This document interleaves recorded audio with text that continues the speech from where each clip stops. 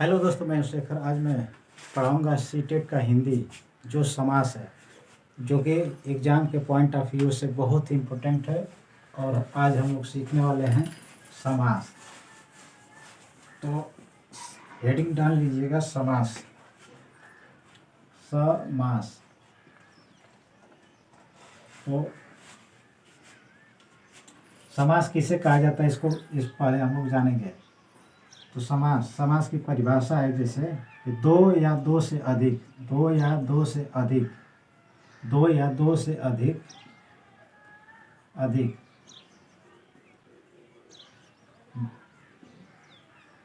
अधिक शब्दों के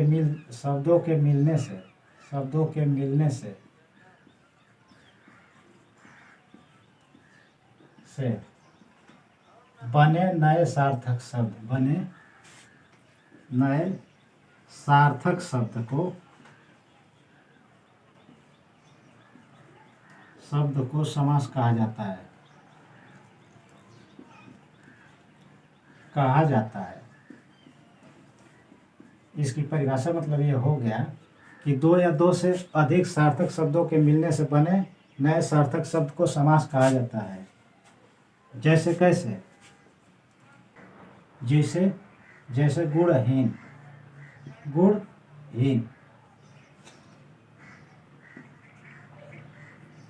जैसे गुणहीन मतलब कि गुण से हीन।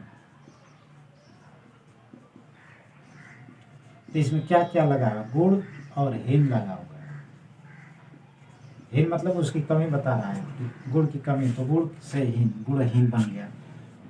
तो सार्थक, इसका सार्थक शब्द यही हो गया गुणहीन, मतलब गुण से हीन, यह सार्थक शब्द ही है। समास का अर्थ होता है संक्षेपीकरण या फिर संक्षिप्तीकरण।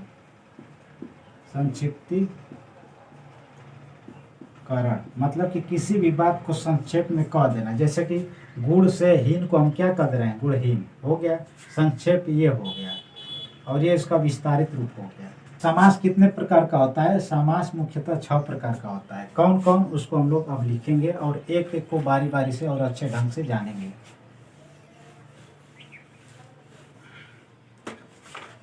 इसमें होता है अव्ययी भाव समास। फर्स्ट नंबर पे अव्ययी भाव समास, तत्पुरुष समास,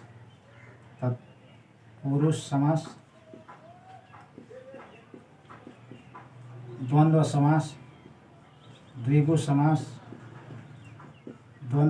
हो गया, द्विगु समास हो गया, कर्मधारय समास हो गया,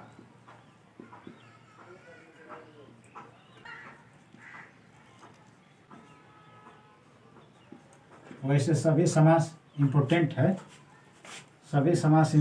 है, लेकिन मैं बता दे रहा हूँ, इसमें सबसे उन सब में भी सबसे इम्पोर्टेंट कौन होगा? ये होगा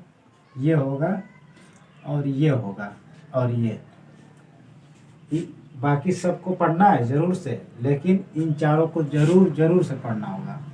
तो 6 हो गया। 6 का, सभी 6 का नाम है। एक पहले का नाम है तत्पुरुष, दूसरे का नाम पहले का नाम है अव्ययी भाव समास, दूसरे का तत्पुरुष समास, तीसरे का द्वंद्व समास, चौथे का द्विगु, पांचवें का नाम है और छठे का नाम है बहुव्रीहि समास। अब सबका बारी बारी से हम लोग जानेंगे। तो यहाँ पे अव्ययी भाव समास स्टार्ट होता है। अव्ययी भाव समास मतलब कि जिस समास का पहला पद अव्यय हो। अब यहाँ पे अव्यय ये क्या होता है? अव्यय जैसे नी प्लस धन, तो ये नी अव्यय हो गया। ठीक, जैसे कि और भी आप बीती, तो यहाँ पे आप हो गया अव्यय। यही सब अव्यय होता है। मतलब कि अव्यय, इतने ही से समझ में आ जाएगा कि वो अव्ययी भाव समास है। जैसे प्रति वर्ष, जैसे प्रति है, एग्जाम्पल है इसका, प्रति और वर्ष। तो प्रति वर्ष मतलब कि प्रति वर्ष को प्रत्येक वर्ष कहा जाएगा ना, प्रत्येक वर्ष, प्रतिवर्ष। तो प्रति इसमें उपसर्ग लगा हुआ है, उपसर्ग भी है, और उपसर्ग को ही अव्यय भी कहा जा सकता है। तो ये सभी अव्ययी भाव समास का उदाहरण है। और भी बता दे रहा हूँ, जैसे कि इसमें जानने के लिए रिपीटेड वर्ड इसमें अव्ययी भाव समास होगा, जैसे कि दिनों दिन, ये अव्ययी भाव समास का उदाहरण है। जैसे रिपीटेड मतलब कि क्या कहा जाता है, पुनरावृत्ति, पुनरावृत्ति वाले सभी शब्द जितना भी होगा सब अव्ययी भाव समास होता है। रातों रात, रातों रात, दिनों दिन, हर वर्ष, ये सभी अव्ययी भाव समास का उदाहरण है। यथाशक्ति, यथाशक्ति, तो यथा इसमें अव्ययी भाव अव्यय है, अव्यय, इसलिए क्या हो गया है, अव्ययी भाव समास हो गया। अनुरूप, अनुरूप, अनुरूप हो गया। अनु इसमें क्या है, अव्यय है। भर पेट, भर पेट, तो भर इसमें क्या है, अव्ययी भाव समास है। यथाक्रम, यथाक्रम, बस यथा आ गया, यहाँ भी यथा, इसलिए अव्ययी भाव समास। अव्ययी भाव समास को जानने के लिए बस इतना जानना है कि शुरू में उसके दिखेगा अव्यय, मतलब कि अव्यय से ही अव्ययी भाव समास का निर्माण हुआ है। अब कुछ रिपीटेड वर्ड जैसे कि पुनरावृत्ति वाले शब्द, वो किसमें आएगा, अव्ययी भाव समास में आ जाता है। ठीक है दोस्तों,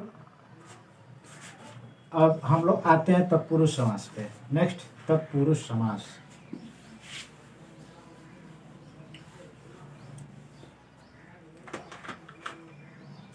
अब यहाँ पे है तत्पुरुष समास। इसके भी कई पार्ट होता है, इसका कई पार्ट होता है तत्पुरुष समास। इसका मतलब इसमें इसका अर्थ ये है कि जिस समास में पूर्व पद गौण हो तथा उत्तर पद प्रधान हो, मतलब मुख्य हो, क्या कहलाता है, तत्पुरुष समास कहलाता है। इसकी पहचान ये है, जैसे क्या रहे, जैसे इसमें क्या होगा,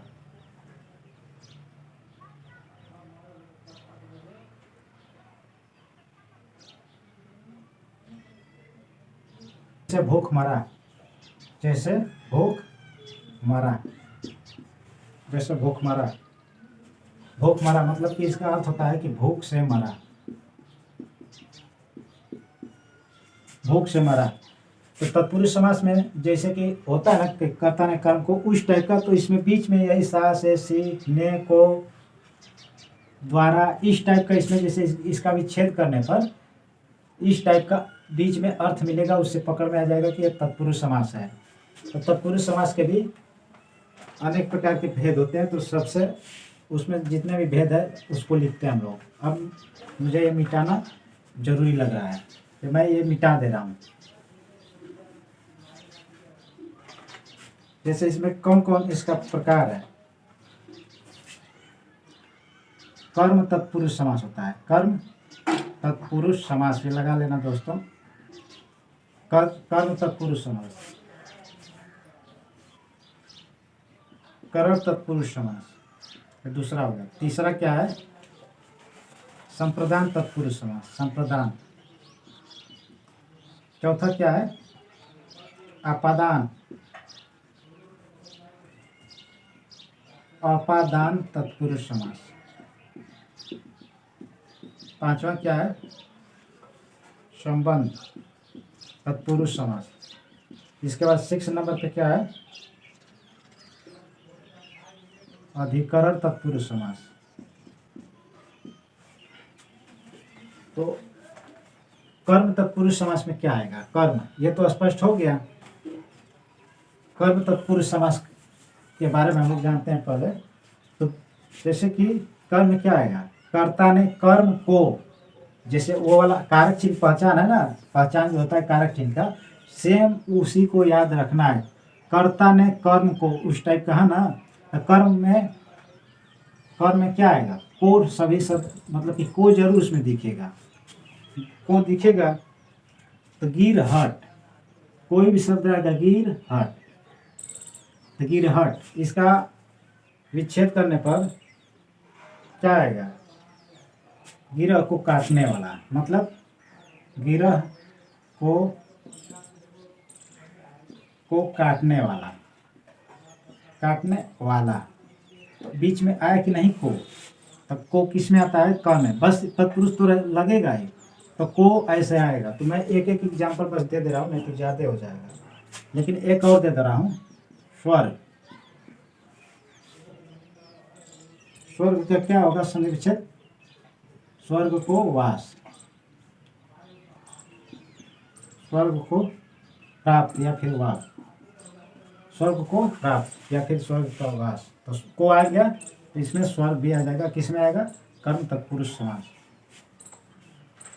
अब करण को जानते हैं हम लोग, करण, करण तत्पुरुष समास। करण में क्या आएगा, मन चाहा। करण में क्या आता है, करण मतलब से या के द्वारा आता है ना, करण में क्या आता है, से या के द्वारा आता है। तो इसमें हम लोग इसका एग्जाम्पल देखते हैं। करण, करण में का एग्जाम्पल है, मन चाहा, मन चाहा मतलब मन से चाहा, से आया कि नहीं, ये हो गया। उसके बाद क्या है, बिहारी रचित, बिहारी रचित, तो इसको बिहारी से रचित समझ लो या बिहारी के द्वारा रचित समझ लो, तो दो दो एग्जाम्पल हो गया। अब संप्रदान में हम लोग आते हैं, संप्रदान, संप्रदान, संप्रदान में क्या आता है, के लिए को या फिर देना आता है। संप्रदान में क्या आता है, संप्रदान, के लिए या फिर को देना अर्थ में, जैसे कि किसी को देने के अर्थ में होता है। तो संप्रदान में क्या, मार्ग व्यय होगा, मार्ग व्यय, मार्ग व्यय मतलब कि मार्ग के लिए व्यय, मार्ग के लिए व्यय। तो के लिए आया कि नहीं यहाँ पे, तो हो गया। फिर यहाँ पे रसोई घर है, रसोई घर, पूछ देगा प्रश्न, बहुत इंपॉर्टेंट प्रश्न है, रसोई घर में कौन सा समास है। तो पहले तो बहुव्रीहि समास हो जाएगा, बहुव्रीहि समास न देकर उसमें पूछ देगा बहुव्रीहि समास का है कोई प्रकार, तो ये समास कौन सा हो जाएगा, संप्रदान हो जाएगा, संप्रदान तत्पुरुष समास, संप्रदान तत्पुरुष समास हो जाएगा, क्योंकि रसोई घर मतलब रसोई के लिए घर हो जाएगा। ठीक, फिर हम लोग आते हैं अपदान, अपदान, अपदान में क्या होता है, देश निकाला, देश निकाला मतलब देश से निकाला, इसका मतलब होता है देश से निकाला। इसमें से आता है, से अलग होने की स्थिति में, जैसे अलग होने की स्थिति में, हटने की स्थिति में, देश निकाला, देश से निकाला। फिर क्या होगा, कोई एग्जाम्पल इसका, ऋण मुक्त, ये पूछा गया सवाल ये वाला, ऋण मुक्त मतलब ऋण से मुक्त, तो इसमें से आता है, मतलब कि मुक्त मतलब से आए चाहे ना आए, लेकिन अलगाव की स्थिति उसमें बना रहता है, जैसे कि दूसरे से हट जाना, अलग हो जाना, यहाँ पे रह के यहाँ हो जाना, तो ये दूसरे के अलग हो जाना। अब संबंध हम लोग जानते हैं, संबंध, संबंध में का, के, की, इस टाइप का शब्द आता है।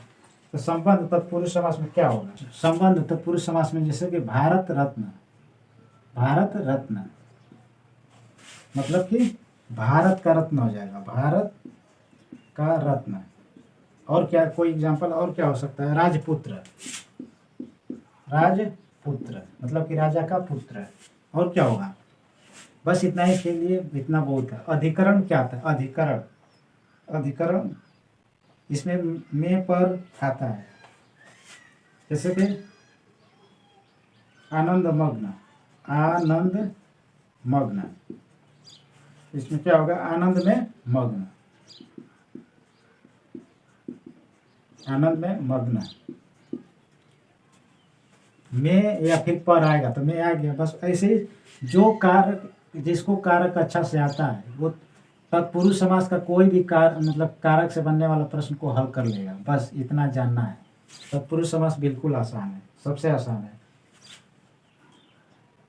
काला निपुण आ गया, गृह प्रवेश आ गया, पुरुषोत्तम, कार्य कुशल। कार्य कुशल मतलब क्या होगा, कार्य में कुशल।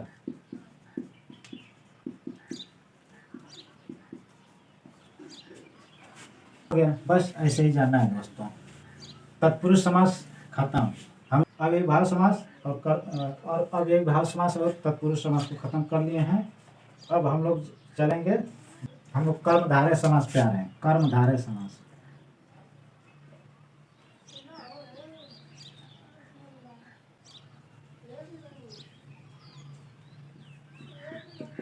इसमें कर्मधारता होती है। विशेषण, विशेषण तथा विशेष्य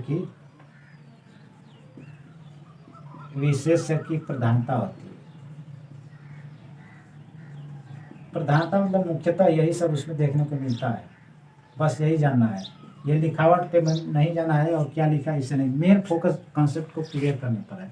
जैसे उसमें विशेषण या फिर विशेष ये दो शब्द दिखेगा ही दिखेगा, उसे समझ में आ जाएगा कि कर्मधारय समास है। एग्जाम इसका वो परिभाषा में बोल दे रहा हूँ कि जिस समास में पूर्व पद विशेषण तथा उत्तर पद विशेष हो वहाँ क्या होता है, कर्मधारय समास होता है। जहाँ पे पूर्व, अब यहाँ पे प्रश्न ये है कि पूर्व पद उत्तर पद क्या होता है। पूर्व मतलब क्या होता है, पहले, उत्तर मतलब होता है बाद में। तो बाद में क्या आएगा, विशेष, पूर्व में क्या आएगा, विशेष। बस इतना ही जानना है। जैसे परमानंद, परमानंद तो परम आनंद हो गया, परम आनंद है कि नहीं। तो आनंद क्या है, विशेष है, परम विशेषण। नीलकंठ, नीलकंठ, नीला है कंठ जिसका, तो ऐसे समझ लेना है, नीला कंठ। बस नीला है कंठ जिसका, इसमें ऐसे ही आता है, नीला है कंठ जिसका या फिर नीला कंठ। बस हो गया, ऐसे भी समझ में आ जाएगा। तो है जिसका ऐसे करके अगर दिया रहेगा कहीं भी तो उसको एक समझ लेना है कि वो कर्मधारय समास है। नील गाय, नील गाय, नील गाय मतलब नीला है जो गाय, नीला है जो गाय। या फिर स्पष्ट रूप से इसको ये भी तो कहा जा सकता है कि नीला गाय है कि नहीं, नीला गाय। लेकिन परीक्षा में ऐसे न देकर ऐसे दिया रहेगा, नीला है जो गाय, किसका उदाहरण, कर्मधारय समास। या फिर प्रश्न ये देगा नील गाय किसका एग्जाम्पल या फिर उदाहरण है, तो कर्मधारय समास। या फिर पूछ देगा नील गाय में कौन सा समास है, तो कर्मधारय समास, क्योंकि इसमें विशेषण आ रहा है। विशेष जो व्यक्ति होता है, जिस पर कार्य होता है, वो विशेष से होता है। और एग्जाम्पल में एक आध दे दे, महात्मा, महात्मा मतलब कि महान है जो आत्मा, महान है जो आत्मा। बस ये कर्मधारय समास हो गया। इसमें अधिकतर है जो या के समान आता है जो, जैसे इसका मैं ट्रिक बता दे रहा हूँ, ट्रिक है ये, इसको बस इतना याद रख लेना है कि है जो या के समान उसमें देखने को मिल जाता है। या फिर समास विग्रह, या फिर समास विग्रह करने पर, समास विग्रह करने पर, जैसे तोड़ने पर वह स्पष्ट रूप से उसमें दिखेगा, ऐसे दिखेगा। जैसे कि नील गाय लिखा था ना, नील गाय, तो नीला है जो गाय है कि नहीं, इतना मिल गया। फिर कुछ ऐसे लगेगा उसमें देखने को कि के समान आ जाएगा, तो इसीलिए उसको कहा जाएगा। जैसे अधपका, अधपका, अधपका में कौन सा समास है, तो कर्मधारय समास। जैसे कि आधा है जो पका, आधा है जो पका, बस। है जो आ गया कि नहीं, तो कर्मधारय समास हो गया। इस पे ध्यान देने वाली बात ये भी है कि कभी कभी जैसे कि इधर जो आ रहा है ये सब्जेक्ट आ रहा है, मतलब कि संज्ञा एक तरह से आ रहा है, संज्ञा। कभी कभी यही संज्ञा इधर रहेगा, इन सभी में संज्ञा इधर है, तो ऐसे कभी संज्ञा इधर कभी संज्ञा उधर हो सकता है, उससे घबराना नहीं है, ट्रिक यही आजमाना है, यही ध्यान देना है। अब हम लोग अगला वाला समास को पढ़ते हैं, ठीक। 3 समास खत्म, 3 समास और बच गया है। अब हम लोग सीखेंगे बहुव्रीहि समास।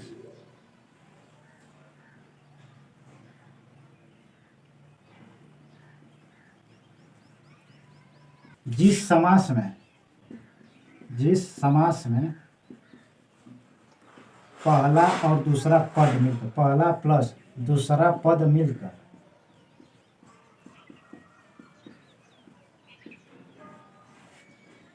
तीसरा अर्थ देता है, तीसरा अर्थ देता है, बहुव्रीहि कहलाता है, बहुव्रीहि कहलाता है। जैसे कि उसको पढ़ने से तीसरा अर्थ निकलेगा। एग्जाम्पल मैं दे रहा हूँ, जैसे महावीर, महावीर, महावीर तीसरा अर्थ दे रहा है ना, महान है जो वीर।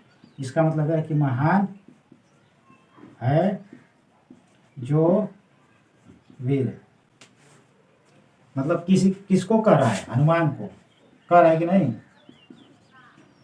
हनुमान। पंकज, पंक मतलब होता है कीचड़, ज मतलब होता है जल, जल मतलब कि कीचड़ में उगने वाला। तो कीचड़ में क्या उगता है, कमल, मतलब कि इस कमल की ओर संकेत करता है। देखो पंकज पढ़ने से स्पष्ट हो रहा है कि क्या कर रहा है, नहीं, लेकिन इसका मतलब होता है कमल। चंद्रमौली, चंद्रमौली, चंद्रमौली इसका मतलब क्या होता है, चंद्रमौली, चंद्र है मौली पर जिसके, मतलब जिसके सिर पर चंद्रमा, जिसके सिर पर चंद्रमा है, मतलब चंद्रशेखर। चंद्रशेखर को किस नाम से जाना जाता है, शिव। बस हो गया। तो तीसरा अर्थ दे रहा है, इसी को कहा जाता है बहुव्रीहि समास। नेक्स्ट, इसी में विषधर, विषधर पढ़ने से क्या लग रहा है, विषधर समझ में आ रहा है। जैसे विषधर, विष को धारण करने वाला, मतलब विष को कौन धारण करता है, विष को धारण करने वाला, विष को धारण करने वाला।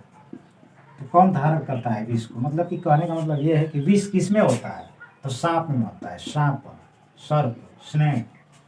तो यही तीसरे विषधर कहने से स्पष्ट नहीं हो, पहले से नहीं पता चल पा रहा है ना कि क्या हो सकता है, तो तीसरा अर्थ दे रहा है कि नहीं, तीसरा अर्थ दे रहा है। इसीलिए इसको कहा गया है कि जिस समास का पहला पद और दूसरा पद मिलकर तीसरा अर्थ प्रदान करता है, तीसरे अर्थ की ओर संकेत करता है, उसे बहुव्रीहि समास कहा जाता है। निशाचर एक हो गया एग्जाम्पल, निशाचर, निशाचर, निशा मतलब क्या होता है, रात, रात में क्या करने वाला, मतलब कि रात में विचरण करने वाला। कौन और विचरण करता है रात में, तो राक्षस। बस हो गया।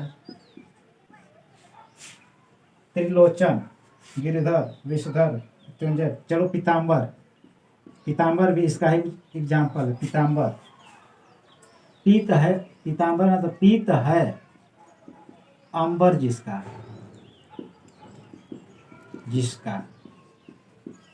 पीला किसका वस्त्र होता है, पीत है अंबर जिसका, मतलब कृष्ण का। बस यही आंसर हो गया दोस्तों। पीत है अंबर जिसका, अंबर मतलब वस्त्र होता है, तो पीला वस्त्र, पीला वस्त्र किसका है, कृष्ण का। बस हो गया, यही आंसर है दोस्तों, ऐसे ही समझा जाता है। इसका ट्रिक है जिसका, अधिकतर आता है जिसका इसमें आएगा। और इसके पहले जो मैं बताया हूँ कर्मधार है, तो इसमें क्या आता है कि है जो या फिर के समान, इसमें यही देखने को मिलता है समान। अब अव्ययी भाव जो बताया हूं मैं, अब इरेज कर दे रहा हूं,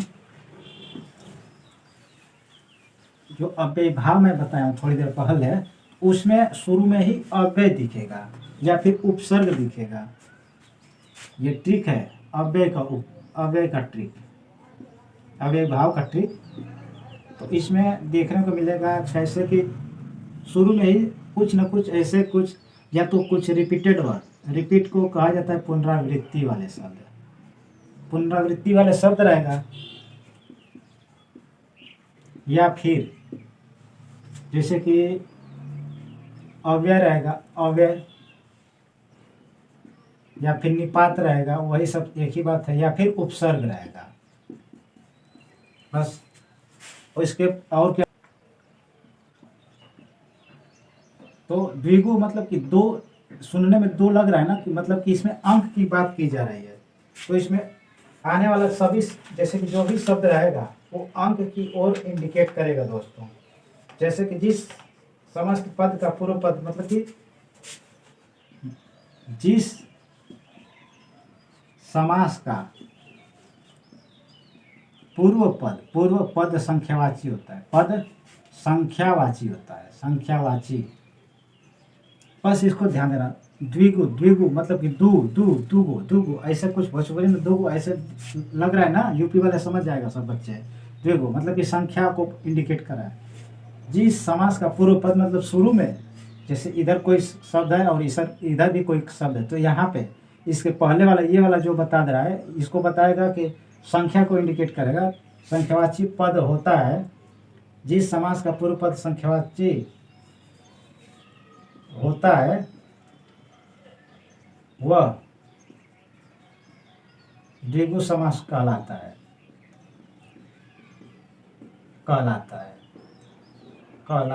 ठीक।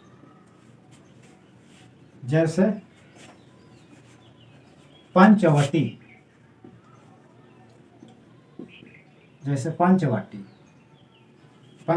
मतलब कि पंच मतलब पांच हो गया,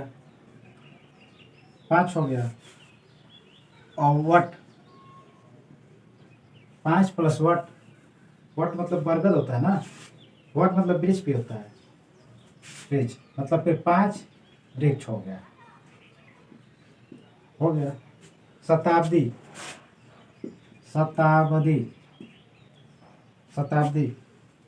शतधन अवधि, इसका समास विग्रह किया जाए तो शतधन अवधि आ जा रहा है कि नहीं। शत मतलब 100 होता है,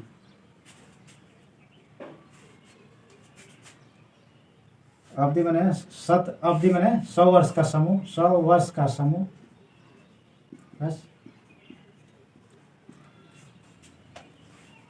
त्रिवेणी, जैसे कि त्रिवेणी होता है, तो 3 इसमें आ रहा है कि नहीं, 3 आ रहा है। त्रिवेणी, नवरत्न 9 आ रहा है इसमें। फिर पंचमढ़ी आ रहा है, तिरंगा, 3 रंगों का समूह, तिरंगा 3 रंगों का समूह।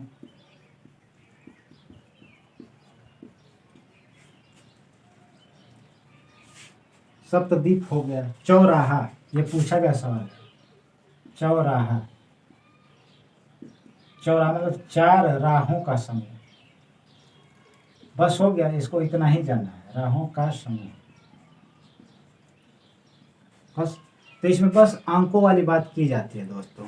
अब हम लोग सीखेंगे लास्ट वाला,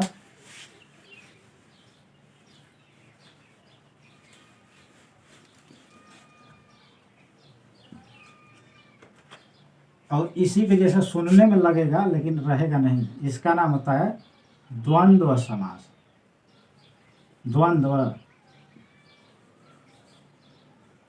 द्वंद्व समास मतलब कि ये ग्रुप में आता है। जैसे कभी कभी इसके बीच में ऐसा भी लगा रहेगा, जैसे कि रात और दिन, जैसे रात और दिन, इसमें एक दूसरे का कभी कभी अपोजिट वर्ड भी इसमें देखने को मिल जाएगा। जैसे कि जिस पद में, समस्त पद में दोनों पद प्रधान होता है, दोनों पद प्रधान मतलब कि मुख्य होता है, उसे क्या कहा जाता है? द्वंद्व समास कहा जाता है, कहा जाता है। जैसे कि दोनों पद प्रधान होता है, देखो दोनों का अर्थ है, रात भी एक अर्थ है उसका, दिन का भी अर्थ है, तो रात और दिन दोनों का अर्थ निकला और दोनों एक दूसरे का अपोजिट है। जैसे जन्म मरण, जन्म मरण हो गया। तन और मन, जैसे दाल रोटी, दाल रोटी हो गया, दाल और रोटी, इसको बीच में इसको और भी कहा जा सकता है। अमीर गरीब एक दूसरे का अपोजिट आ गया, अमीर गरीब आ गया। पाप पुण्य, ऐसे पाप पुण्य एक दूसरे का अपोजिट, और ये बीच में लगा रहता है, जरूरी नहीं हमेशा नहीं लगा रहता है, लेकिन इंडिकेट करता है जिससे आसानी से पकड़ा जा सकता है। नर नारी, भला बुरा, रात दिन, बस इतना ही, इतने से स्पष्ट हो जाएगा। तो दोस्तों अब मैं सोच रहा हूँ कि वीडियो को अब यहीं पे रोक दें। तो दोस्तों वीडियो को लाइक, सब्सक्राइब और शेयर कर देना। तो मिलते हैं अगले वीडियो में। Take care, bye.